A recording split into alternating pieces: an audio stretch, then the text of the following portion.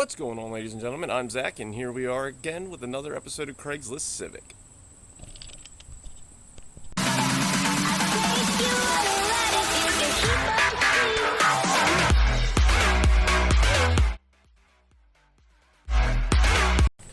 So, today we are going to be showing you the finished product. Yes, I said finished. We are done. Except for maybe one or two little things before we go to the tuner.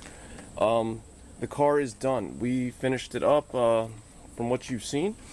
You know, we have everything in, the turbo in, oil supply. One of the few little things to do, which has already been done. I've routed the vacuum lines to the boost control solenoid, which is wired into a 12-volt switch and a ground. Very simple stuff. No, sorry. This solenoid goes to a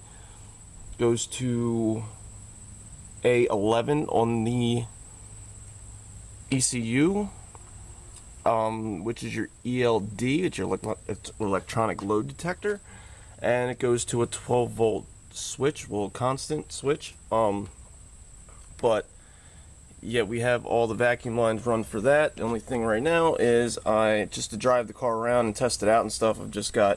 I'm running gate pressure on this wastegate, which is about 10 psi, which of course I'm not getting anywhere close to because the car is not tuned. I've got that tapped off my manifold right here, getting signal from that. Now, one thing that I do want to say, if you are doing this project yourself on a D16Y8 and you don't have a Skunk 2 manifold like I do, you are going to have to figure out a way to wire in your IAT. It's your intake air temperature sensor. And with that being said, what your sensor is going to look like, it's going to look like this. This is what your sensor is going to look like. Okay? This is not going to cut it. What you're going to have to do is you're going to have to, now, the way this works is this plugged into a little grommet that was on your intake somewhere. Okay? Well, the problem with that is if you drill a hole in this and just stick it in somewhere along here, you know, what your problem is going to be, it's going to be under boost and you're going to shoot it straight out. So what you're going to want to do, what I did, I went to the junkyard, and there's a school bus. I went to the junkyard and I got myself, this is the IAT out of a 96 Integra. And they're in every Honda except for the Civics, the 96 through 2000 Civics. Any Honda before 2000, they're going to have one of these. Okay, the sensor like this and the clip like this. And the clip is not going to be the same, so you're going to have to get yourself a clip. This clip came out of a 94 EGEX 2-door. This came out of a 96 DC4 Integra. But the wiring is still the same. You know, it's green and red, and green and red. All I did was extended this. So what I'm going to do is I'm going to run a loom and I'm going to send it under the manifold. And see, where I'm lucky is, normally what I would tell you to do is, if I didn't have this Skunk 2 manifold, because the Skunk 2 manifold, I don't know if you can be able to see it too well, but it has the fitting for one on the side already. Skunk 2 already went and planned ahead for this, I guess. Or this is shares the design for another Honda, probably for a D15. So, with that being said, what you would want to do is probably, you would have to drill a hole in your intercooler piping. And then you would stick it in, and then you would have to actually drill it in and then silicone everything so it would be airtight. So what we're going to do is, so what we're going to do today, we're just going to crack that open, and we're going to fit that sucker in there. We're going to put some wire loom on it, and then we're going to start this beast, and I'm going to show you everything's working. So in case you missed it, we have our 1320 75A polyurethane motor mounts. They are just awesome. They're a little vibrating, don't get me wrong. 75A is a little harder than stock. Of course you can't see the back one. We got our whistle banger popper here. Yeah, it's the official name for one of these things. It's called a whistle banger popper. Catch can is installed. Of course, that runs back to the JB Tune black box delete. Of course, everything is still being broken in. As far as the clutch goes, I have an appointment with the tuner in 2 weeks from today, which would have happened sooner, but that's a whole nother story for a whole nother time. I was going to take my business to another tuner, but my S300 board was acting goofy, and the tuner essentially lied to me and said he could help me, because I explained to him that there was going to be maybe an issue, because there had been an issue, and he basically brushed me off and told me that where I could stuff it. So, whatever. His loss, someone else's gain. I'd have a sooner appointment with them, but the tuner, I'm going to JE Imports in Baltimore, Maryland, and they are a little backed up, and then they also have their tuner is going on vacation. So, with that being said, yeah, let's get this sensor installed. So, this is going to have a little RTV on it. There we go.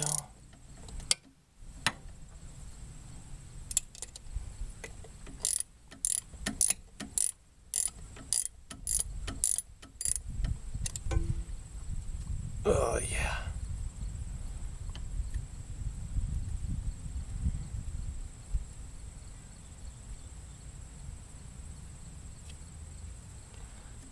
And there's that on there, so we're gonna clean that up a little bit and we'll be right back. Alright, so now that we got that nasty whatever the hell that was off, red RTV I believe, so it's just a little bit of carb cleaner here. Or a good scraper-o. And then we're going to, so that's all cleaned out. So it's hard for you to see, but the Skunk 2 actually has there's a nice little pocket in there. It's recessed. It's designed to hold this. So we're going to take the sensor itself, make sure the surface area is clean. And then we're going to go ahead and run her in.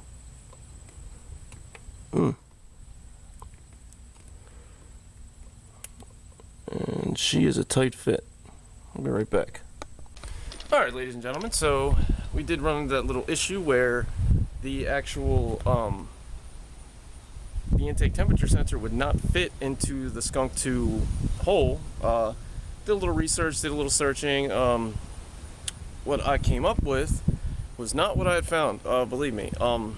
Called Crazy AF. He suggested maybe I have two of these sensors, so I searched and found that people had overcome this by dremeling out the hole a little bit, which I'm not too keen on because it's on the car and I don't want to dremel on my $250 manifold. So what I did is I took this one off the Integra, and I took 120 grit sandpaper, put it in the vise, and I lapped about a mil or two of plastic off of it.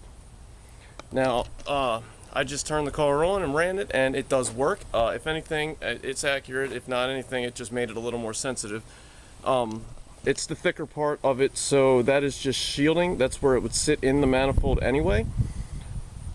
This is the actual probe. I did scuff that a few little times, but it did not break the surface plastic. Like I said, that's probably why it might be reading just a little more sensitively.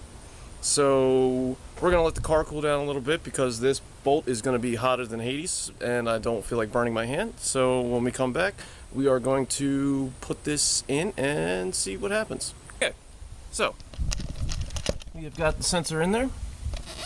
Let's see that. Used the two little Allen keys, little 4mm Allen bolts. They came with the Skunk 2 kit. So what we're gonna do next, we're gonna run this. which I wired up yesterday. And we are going to run this behind the manifold, put some lume on it, plug it in, and then turn the car on and see what happens. And alright, so we got our temperature sensor ran behind the manifold over here. Got it plugged in, wired in. Hopefully the seal is good because we're about to find out. So what we're gonna do. Alright. So pop the old laptopski. This is hard to do one-handed, sorry guys. Alrighty, here we go. Let's look at me while I punch my password in. It's not hard, but alright, so we'll know right away if this isn't going to work because it will just rev its balls off to the moon because there is a giant vacuum leak. So let's get the Honda to connect.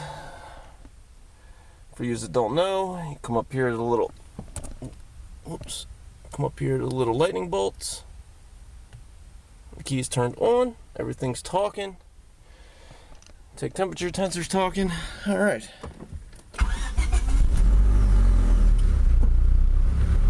And she seems to be running pretty normal.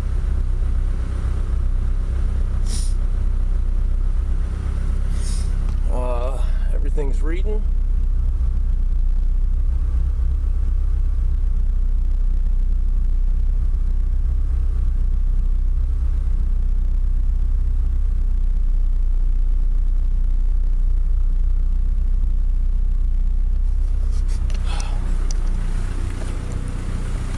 So, yeah.